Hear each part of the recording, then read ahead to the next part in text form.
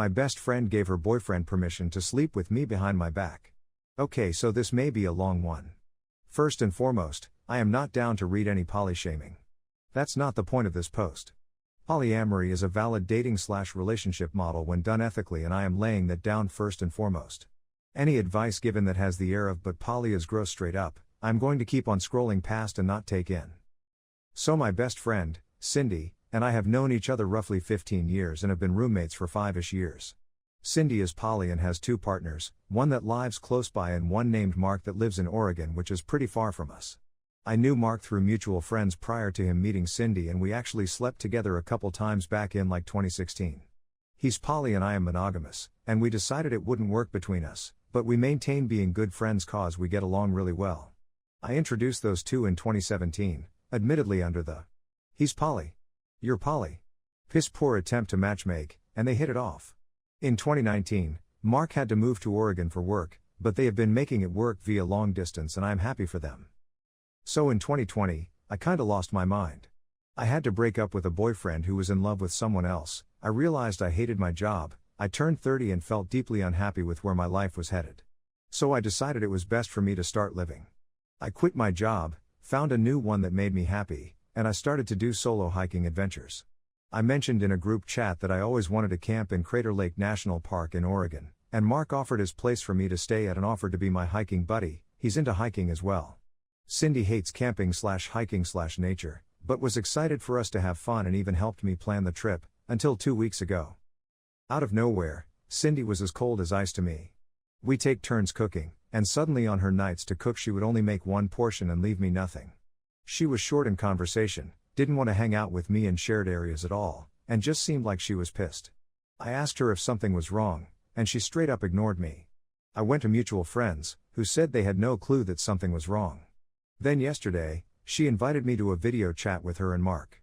They told me they've discussed it, and I have permission to sleep with Mark on this trip. Apparently one of the boundaries in their relationships is neither of us can do anything with either of our partner's friends. Mark mentioned 2 weeks prior that he would be down to sleep with me on this trip if I was down for it, which led to fighting between the two. Mark argued that he already slept with me previously so I shouldn't count, and Cindy was sternly on "she's my best friend so no." They reached an agreement, and were excited to tell me, and I blew up at them. So many thoughts are swirling in my head right now, and I cannot even verbalize all the reasons why I am mad.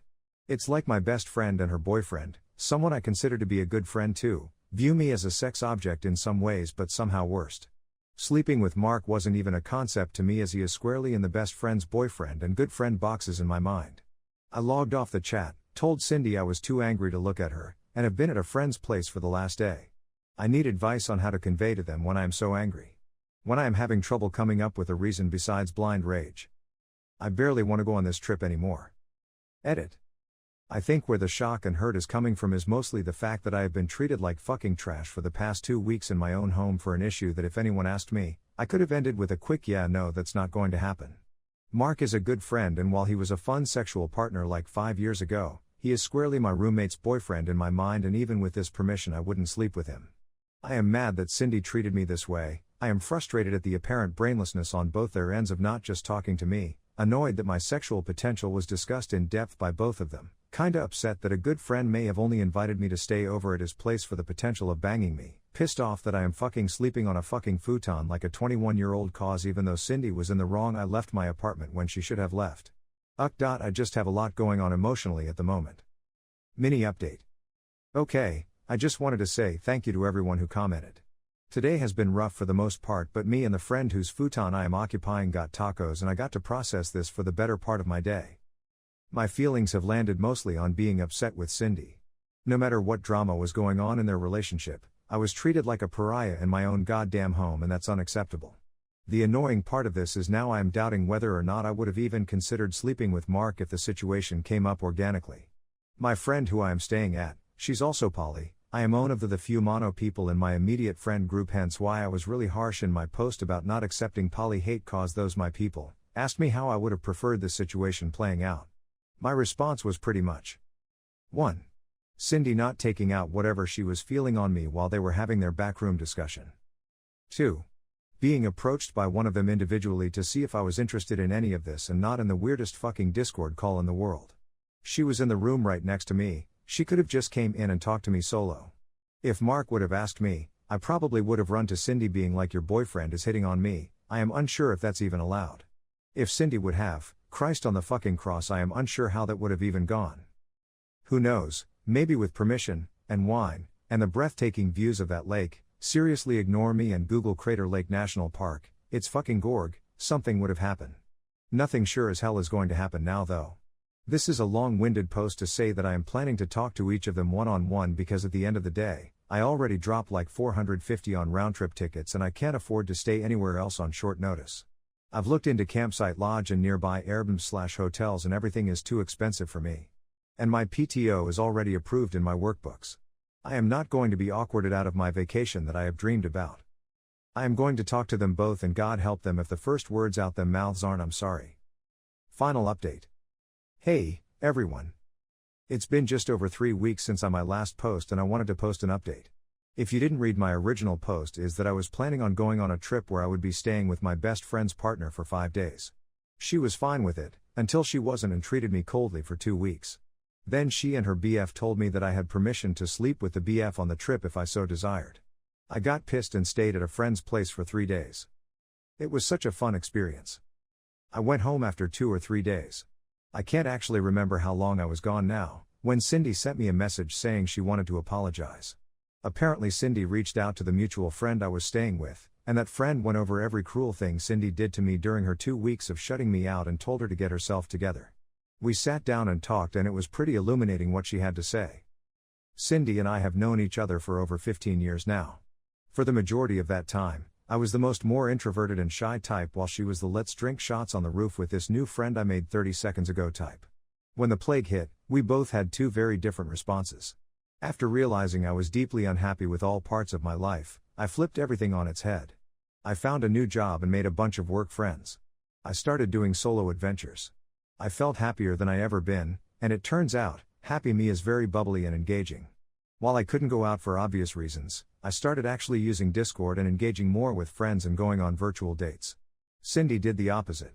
Her job went work from home pretty early on, which cut her off from most of her work friends, and she lost an aunt she was close to due to the virus. Cindy works customer service at an online store, so after 8 hours on the phone in front of a computer, she doesn't want to Zoom or Discord or message anyone from the exhaustion of it all. Cindy admitted that she felt like she was falling apart, meanwhile the person she grew up with was doing better than ever. Cindy is not one to express her feelings. She comes from an army what's a feeling family. She decided that best course of action was bury everything in her chest and do nothing about it. Then Mark asked if he could sleep with me and everything started leaking out.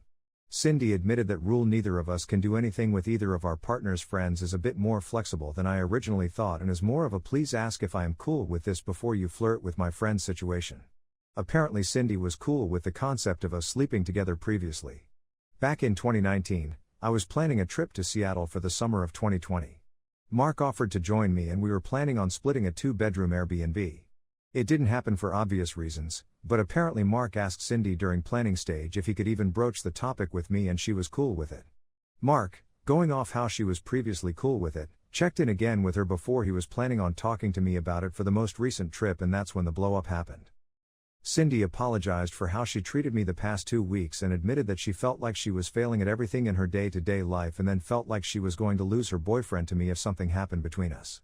I honestly feel like a shitty friend in some sense, because while I knew her depression was flaring up again, I didn't quite realize how deep she was in it despite living together. I did stand my ground on the fact that while her feelings are valid, the way she treated me wasn't, and that type of behavior cannot happen again. She agreed and even invited me to sit in on a session with her therapist. She was already going to cope with the feelings in regards to her very messy family, which I said I would, after she had more solo time to process it. I did end up going on the trip. Mark apologized for blowing up my home with his question, and we had a conversation about how, while he is sweet, I really don't see any future where I sleep with him again. He was cool with it and said he was excited to have a good friend come up for nature adventures. I just got home yesterday from my adventures and have been sharing the photos with Cindy for the better part of the day. She thinks the shots are beautiful and her biggest concern is that I could have hurt my lungs since it was pretty smoky out there on one of the days I was out there due to wildfires in Cali.